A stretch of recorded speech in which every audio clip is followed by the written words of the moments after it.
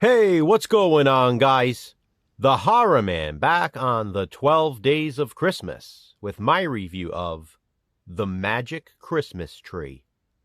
It's the Horror Man season, and Santa Claus is coming. I mentioned on day one of the 12 Days of Christmas that I'd be watching and reviewing some bizarre obscurities this year, and The Magic Christmas Tree is one of them.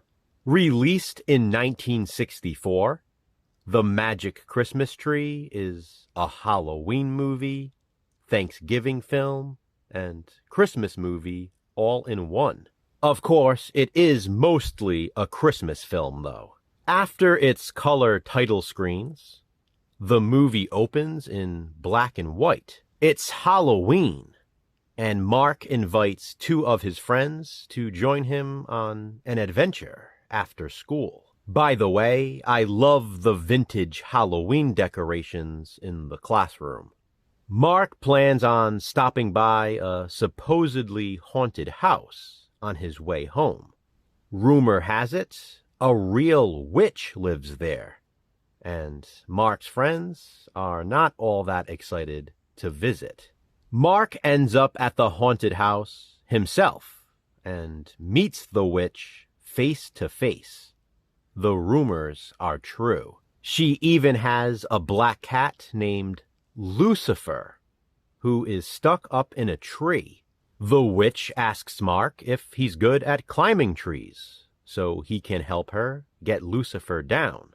But on his way up, Mark falls and hits his head. You know where this is going, Wizard of Oz style.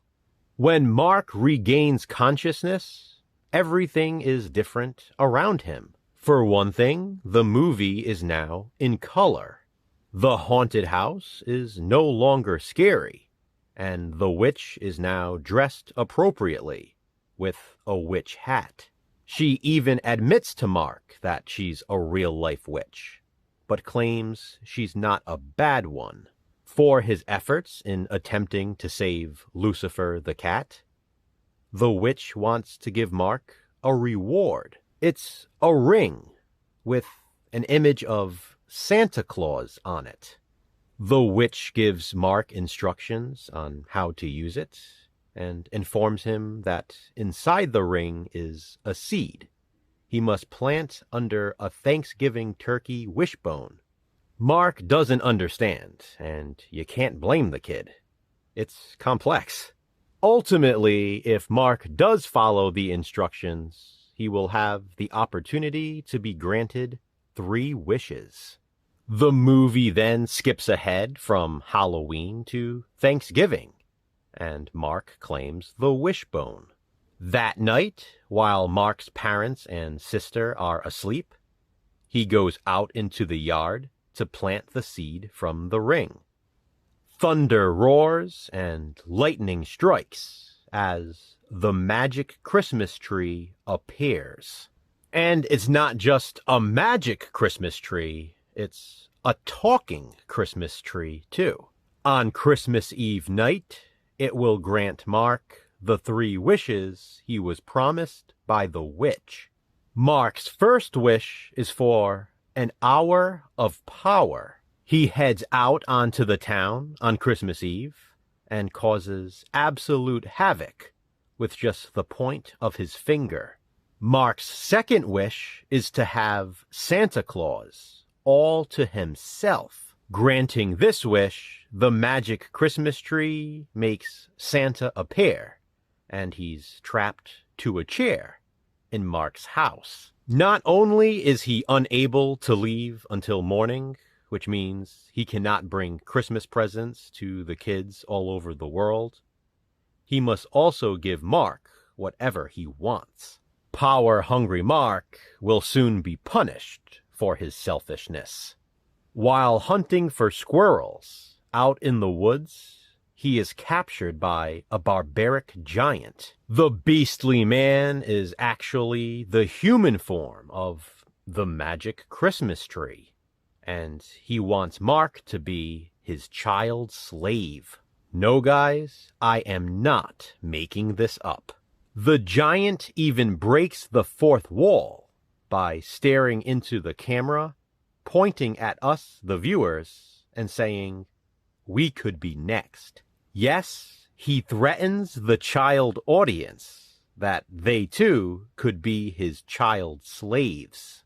Now that's what I call gateway horror. Not even. It's straight up horror. In fact, this movie gives me a really weird feeling. There is something so unnerving about it. I can't explain it. Apparently, most people who have seen this bizarre obscurity admit that it is one of those unintentionally creepy films. I'd say it's very much intentional. I love that it opens on Halloween, and then we get the Thanksgiving scene, and then it becomes a very festive Christmas movie. Dark, mean-spirited, downright disturbing, but festive. The performances, or particularly the dialogue delivery, is laughable. That absolutely adds to the entertainment value, though. This would be a good one for riff tracks, and I do believe it received that treatment, now that I think about it. This here is a DVD double feature, by the way, as you can see. But I will also be reviewing the other film included during these 12 days of Christmas, so I won't reveal what it is right now.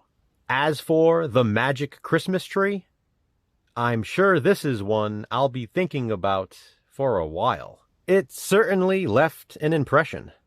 Have you seen it? If so, what do you think of it? Comment below and let me know. What will I review next for the 12 Days of Christmas? Check back tomorrow to find out. Until then, remember, physical media matters. Thanks for watching, guys. Hit that thumbs up and be kind. Subscribe.